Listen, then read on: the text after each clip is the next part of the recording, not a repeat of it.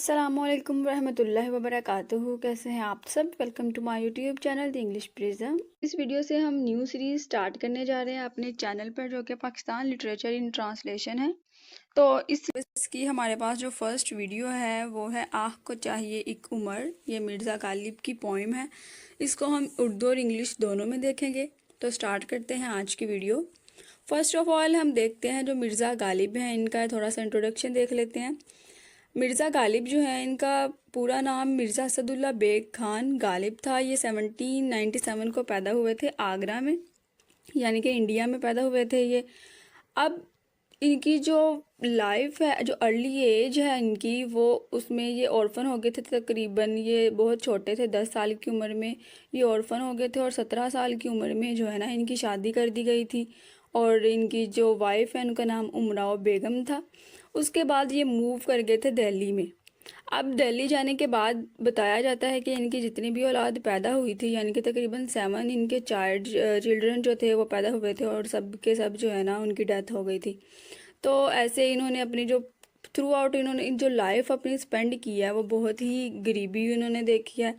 Life को बहुत ज़्यादा जो एक्सपीरियंसेस हैं ये अपनी पोइट्री में भी करते हैं। उसके अलावा ये उर्दू और पर्शियन पोइट है। पर्शियन यानी कि ये फ़ारसी ज़ुबान में भी लिखते थे। ये 19वीं सेंचुरी के प्रोमिनेंट पोइट है। और जो हमारे पास जो मुगलिया सल्तनत आती है, यानी कि जो मुग़ल एरा है, उनमें ये दरबारी पोइट के तौर पर भी काम करते रहे हैं, यानी कि वहाँ पे जाके ये पोइट्री करते थे। और उन्होंने इनको जो है ना वो बहुत से नाम भी दिए थे, यानी कि टाइटल्स दिए थे, जिनमें मिर्ज़ा नौशा भी इनको कहा जाता था।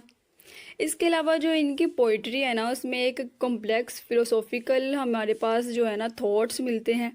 अब उसके अलावा क्लासिकल और जो मॉडर्न स्टाइल है ना, इन दोनों का मिक्सअप है इनकी पोइट्री में। कभी कभी तो जो वर्ड है वो बहुत ही इजी वे में जो है ना इन्होंने अपनी पोइट्री में लिखे होते हैं, और कभी कभी बहुत ही मुश्किल होते हैं। जो थीम्स इनकी पोइट्री में पाए जाते हैं वो लव है, एग्जिस्टेंशनलिज्म है, उसके बाद ह्यूमन सफरिंग को दिखाया गया है। नेक्स्ट हमारे पास है इनके फेमस वर्क्स। इनके जो फेमस वर्क्स हैं उनके पास वो हमारे पास उनमें आता है दीवाने गालिब। अब ये जो है ना ये कलेक्शन है इनकी गज़ल का।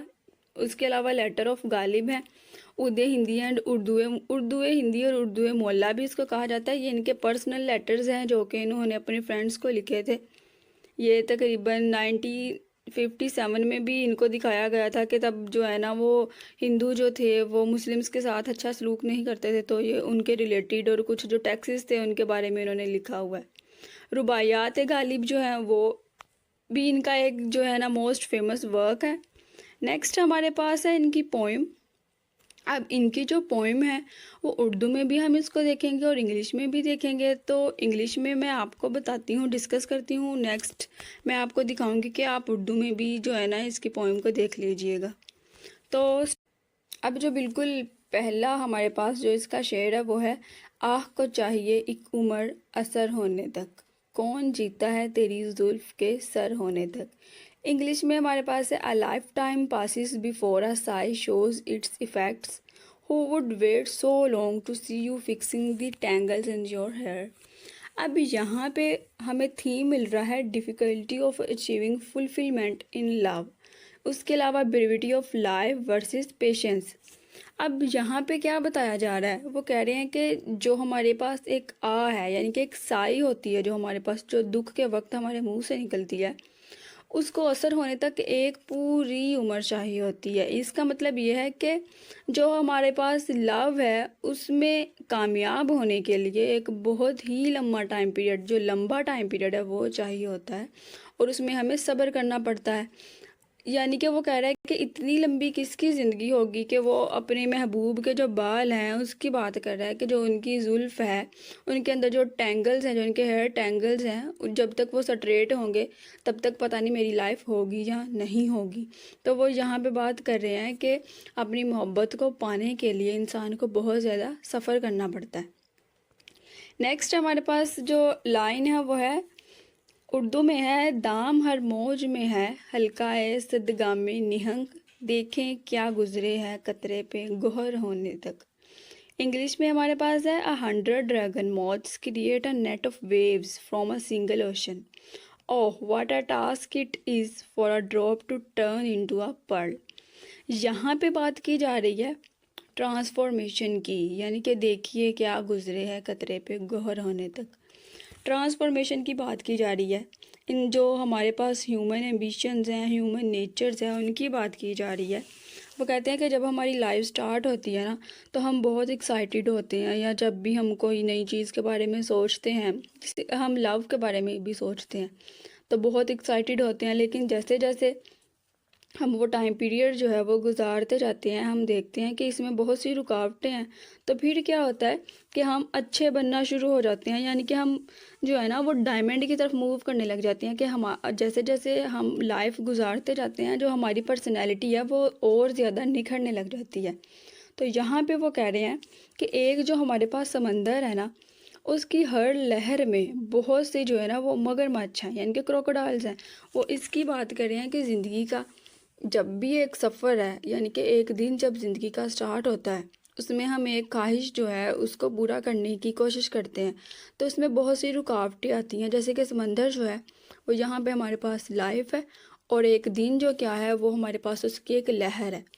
अब जब हम अपनी ख्वाहिश पूरी करने जाते हैं, तो उस लहर में बहुत सारी जो है ना वो क्रोकोडाइल्स हैं, यानी कि बहुत सारी रुकावटें हैं। नेक्स्ट हमारे पास जो थर्ड है वो है, उर्दू में है आशिकी सब्र तलब और तमन्ना बेताब, दिल का क्या रंग करूं खूने जिगर होने तक।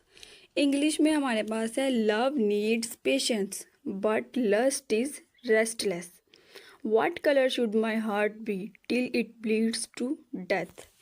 यहाँ पे हमारे पास ना पैराडॉक्स ऑफ लव यूज़ हुआ है। पेशेंस वर्सेस रेस्टलेसनेस और सफरिंग और सेक्रीफाइसेस की बात की जा रही है। यानी कि वो कह रहे हैं कि यहाँ पे जो लव है ना, वो एक बिल्कुल, उसमें जब हम किसी से मोहब्बत करने लग जाते हैं तो क्या है कि हमें बहुत ही सब्र से काम लेना चाहिए। लेकिन उसके अलावा जो हमारे पास तमन्ना होती है किसी से मिलने की, जब हम किसी, जो हमें कोई अच्छा लगता है तो हम उसको बताना चाहते हैं कि तू मुझे अच्छा, तो वो जो पर्सन है वो हमें अच्छा लगता है, हम उससे बार बार मुलाकात करना चाहते हैं। तो यहाँ पे वो वही बात कर रहे हैं कि जो लव है उसको क्या चाहिए, वो लव करने के बाद हमें बहुत ही सब्र करना चाहिए, लेकिन जो हमारे अंदर की जो तमन्नाएं हैं वो हमें हमेशा ही बेताब रखती हैं। तो जो यहाँ पे वो बात कर रहे हैं सफरिंग की, सेक्रीफाइसेस की, वो कहते हैं, वो कह रहे हैं कि दिल का क्या रंग करूं खूने जिगर होने तक, यानी कि मुझे और कितना ज़्यादा सफ़र करना पड़ेगा अपनी लाइफ में।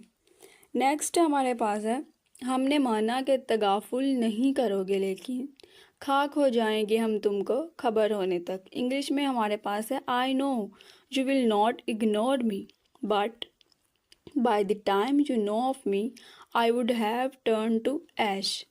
यहाँ पे वो क्या कह रहे हैं कि हमने माना कि तगाफुल ना करोगे, यानी कि वो उनको कह रहे हैं जिनको वो पसंद करते हैं या जिनके लिए उन्होंने पोइट्री लिखी है। वो कहते हैं कि मैं जानता हूँ कि तुम लापरवाही जो है वो नहीं करोगे, यानी कि केयरलेस नहीं हो मेरे बारे में, लेकिन जब तक तुम्हें पता चलेगा हमारे बारे में, हम क्या हो जाएंगे, खाक हो जाएंगे, यानी कि हम अपनी मौत को पहुँच चुके होंगे। तो यहाँ पे वो किसकी बात कर रहे हैं, फ्यूटिलिटी ऑफ डिलेड कंपैशन की बात कर रहे हैं, कि जितनी भी ऐसी चीज़ें हैं जो तखीर का शिकार हो जाती हैं, यानी कि जिनको हम डिले कर देते हैं, हम बहुत ज़्यादा सब्र करते रहते हैं, वो एंड पे क्या होता है कि हमारे हाथ में वो कुछ भी नहीं रहता।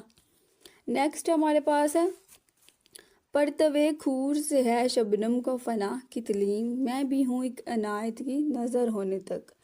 इंग्लिश में हमारे पास है, each drop of dew is aware that it can be destroyed with the rays of the sun, I will survive similarly till you glance at me. पुरतवे खूर से मतलब यहाँ पे क्या है, सूरज की रोशनी, यानी कि सनलाइट, और शबनम हमारे पास है ड्यू ड्रॉप्स। तो अब यहाँ पे वो कहते हैं कि जो है ना ड्यू ड्रॉप्स वो सनलाइट से सीखते हैं फना की तलीम। फना की तलीम का मतलब है कि जब सूरज निकलेगा तो जो सूरज की किरणें हैं जब वो पत्तों पे पड़ेंगी, अब शबनम कहाँ होती है, पत्तों के ऊपर होती है, और शबनम पे पड़ेंगी तो शबनम जो क्या है वो सूख जाएगी ना, तो वो उससे जो है ना वो फना की तलीम ले रही है। मैं भी हूँ एक अनायत की नज़र होने तक। वो कहते हैं कि जैसे वो जो शबनम है वो चमकती रहती है और वो वेट करती है कि कब जो सूरज की किरणें हैं वो मुझ पे पड़े। अब जब सूरज की किरणें उसके ऊपर पड़ेंगे तो वो बहुत ज़्यादा हमें चमकती हुई नज़र आती है, लेकिन थोड़ी देर के बाद वो क्या होता है, एवेपोरेशन हो जाती है, तो वो जो हमारे पास ड्यू ड्रॉप्स हैं वो गायब हो जाते हैं। तो जो मिर्ज़ा गालिब हैं वो कहते हैं कि जो मेरी लाइफ है या मैं भी हूँ वो भी ऐसे ही है कि एक अनायत के नज़र होने तक, कि जब तक जो उनका जो बिलवड है उनके ऊपर एक नज़र नहीं डाल देता, एक ग्लास उनके ऊपर नहीं डाल देता, तो वो क्या है कि उनकी लाइफ है, जब वो उनको देखेगा तो जो उनकी जो सारी उम्मीदें हैं वो बढ़ आएंगी और उनके बाद वो क्या होगा कि उनकी भी डेथ हो जाएगी। यानी कि वो कहते हैं कि मेरे मरने से पहले मुझे यही उम्मीद है कि वो आके मुझे एक दफ़ा देख लेंगे। नेक्स्ट हमारे पास है, यक नज़र बेश नहीं फुर्सते हस्ती गाफिल, गर्मी बज़्म है एक रक़्से शरर होने तक। इंग्लिश में हमारे पास है, your glances can bring me life my life to end as dances sparks bring an end of a fun fulfilled field gathering. अब यहाँ पे वो क्या है कि यक नज़र बेश का मतलब है, यक नज़र एक नज़र, यानी कि उसकी जो नज़र है, पेश का मतलब है ज़्यादा। अब वो कहते हैं फुर्सत हस्ती, यानी कि जो हमारी लाइफ है, यहाँ पे वो लाइफ की बात कर रहे हैं, यानी कि जो नेचर है लाइफ की, जो ब्रीविटी है लाइफ की, उसके बाद वो कहते हैं कि हमारी जो एग्जिस्टेंस है ना वो एक नज़र से ज़्यादा नहीं है, कि जैसे हम एक नज़र किसी चीज़ को देखते हैं फिर हमने दूसरी चीज़ को देख लिया तो कितना टाइम लगा, 1 सेकंड भी नहीं लगेगा।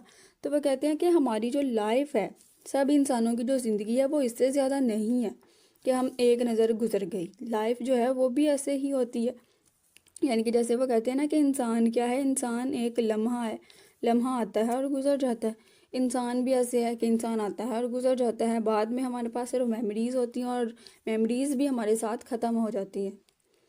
अब वो कहते हैं गर्मी बज़म है एक रक़्से शरर होने तक। गर्मी बज़म क्या है कि दुनिया, अब दुनिया वो कहते हैं कि ऐसी है कि रक़्से शरर का मतलब है कि चिंगारी का जलकर बुझ जाना। तो वो कहते हैं कि ज़िंदगी इससे बढ़कर हमारे पास नहीं है, कि जैसे एक चिंगारी है वो अचानक से जलती है और फिर बुझ जाती है।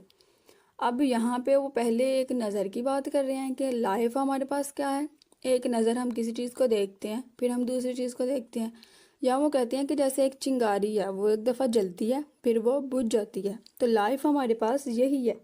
यानी कि वो ब्रीविटी ऑफ लाइफ की बात कर रहे हैं, फ्लीटिंग नेचर ऑफ हैप्पीनेस की बात कर रहे हैं, कि जो खुशियाँ हैं ज़िंदगी में वो भी ऐसे, अगर हमारी ज़िंदगी इतनी छोटी है तो ज़िंदगी में आने वाली खुशियाँ जो हैं वो इससे भी कम जो है ना वो लम्हे तक हमारे पास रहती हैं। लास्ट वाला यहाँ पे है, गमे हस्ती का असद किससे हो जुज़ मर्गे इलाज, शम्मा हर हाल में जलती है सुबह होने तक। इंग्लिश में हमारे पास है, life is all suffering Asad it can be cured with death, the candle Burns in many colours till the morning comes. अब यहाँ पे ना वो बात कर रहे हैं इनएस्केपेबिलिटी ऑफ लाइफ के बारे में, सफरिंग ऑफ डेथ के बारे में और अल्टीमेट सोलेस के बारे में।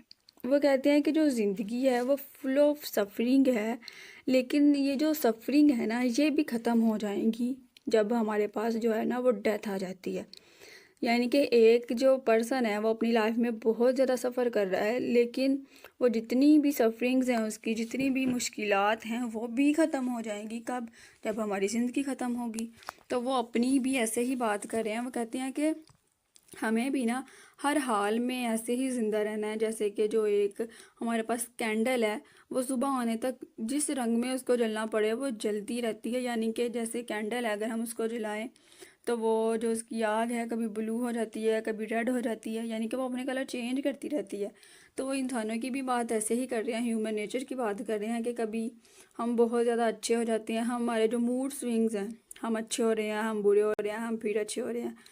अब हमें क्या है कि हमें जीना तो है जब तक हमारी मौत नहीं आ जाती, तो डेथ तक हमें क्या है कि ये जितनी भी सफरिंग्स है हमारे पास उनके साथ ही हमें अपनी ज़िंदगी गुजारनी पड़ेगी।